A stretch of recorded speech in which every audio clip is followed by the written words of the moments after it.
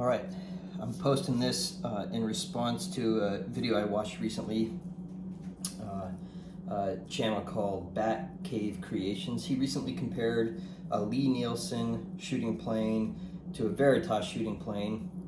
He was having trouble getting good shavings with the Lie Nielsen.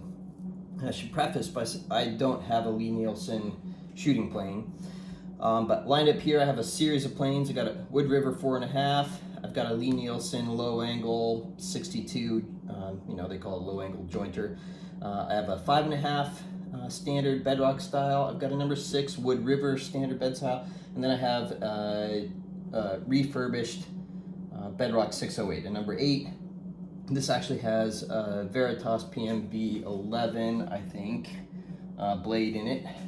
If you're wrong, it might be 01, but regardless, one of the things I noticed is that when he was shooting, so a couple things, he has a Veritas shooting board track, which it holds the plane in place. It has something, a fence on the outside that holds the plane in a track.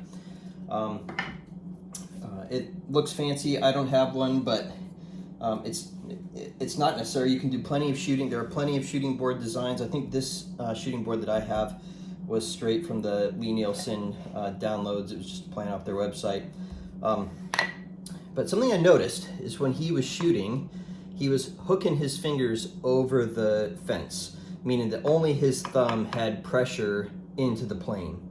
And the other thing is I didn't see, and maybe he does this, but I didn't see it on film, is that he doesn't cut a relief chamfer on the fence side of his working. So you're going to put your true edge against the fence, and then whatever you want to square to it, you know that you got a straight edge here, and then you're going to have a square edge on the edge that the plane is playing. That's the whole point, is to get a square true edge. But if you flip it over and cut a relief, minimal, but I don't know if you can see on the video, but there's just the tiniest gap, maybe a piece of paper, and come over. And you notice I'm using a 4.5, which I never ever used to shoot. I'm just doing it to prove that you can do it. And this is a 1-inch thick piece of cherry. He was also using cherry, I believe, maybe a little thinner, but this is, thick, medium hardwood is notoriously hard to shoot because it's end grain. And so I've cut my relief chamfer, and if I hold here, I can still get somewhat of a cut. So, I'm not saying that the plane was a problem, but if I push in, if I'm not holding the fence and I'm pushing into the fence and into the plane, I don't know if you can hear, but I get a more substantial cut. And I can do that with this 4.5. And so I'm having to push in both ways.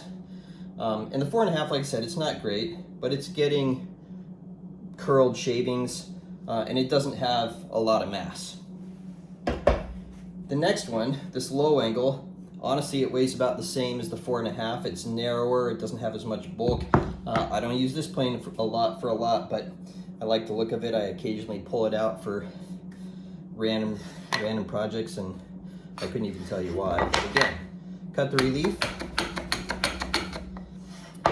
And then I'm just holding the wood into the fence, into the plane, and you see without the mass, it does get caught up on the end grain, but if you're pushing both pieces together, you end up with a nice edge. And one of the things I don't care for about the 62 is that it doesn't have a lateral adjustment, so you use a adjustment hammer, and that's fine, but this takes a little extra. One more tool to have on your bench. There, see? Getting good shavings. Again, this is a lightweight plane that I don't use for very much. Moving up, the 5.5 is probably the one I use the most. And it's kind of a great combination of heft and versatility. I use it for almost everything. But again, chamfer on the fence side, and then you got to just hold pressure. And I think that if you cut your chamfer on the back, and you hold good pressure into the plane, regardless of whether you have a track that holds your plane in place, I think you'll have better luck if you're using a Lie Nielsen shooting plane. The other thing that can happen, we'll switch here to Wood River number 6, just to show that it also can do it. And actually, as we get bigger, the 6 is probably my best option for a shooting board, just because the heft is nice.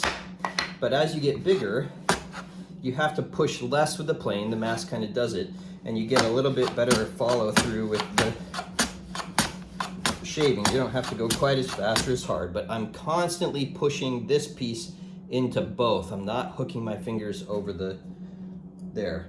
See, still getting good shavings. But as I was saying, the other thing cutting the chamfer does is, so you have end grain, and so if you've ever used a feather board, on a table saw or something that has a lot of fingers that hold your piece into the fence so that it can slide one way but not the other, the end grain of this wood can act as a feather board. So if you don't cut that chamfer, it could potentially drag and cause chatter on the plane because it's kind of skipping, and that end grain flaps back and forth. So again, technique, if you're holding it in, you're cutting a chamfer, you should be able to get better shavings with your traditional style plane. Again, you can see where the chamfer is, and this is close enough. I mean, this is probably a thou or less than a thou shaving, but if you go all the way to the end, it will start to split out those end grains. And then lastly, and another plane I don't use very often, but one of my favorites just because it's restored. This is, I restored this Stanley Bedrock 608. I put a Veritas blade in it just because it has a little bit higher quality. It's a Veritas blade and breaker, and it is PMB 11, as it says there. Again, chamfer on the fence side.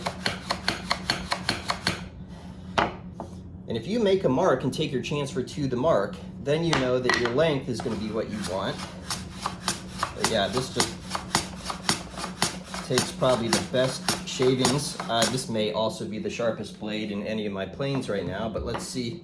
That's taken just amazing shavings on this end grain. It's left a nice end.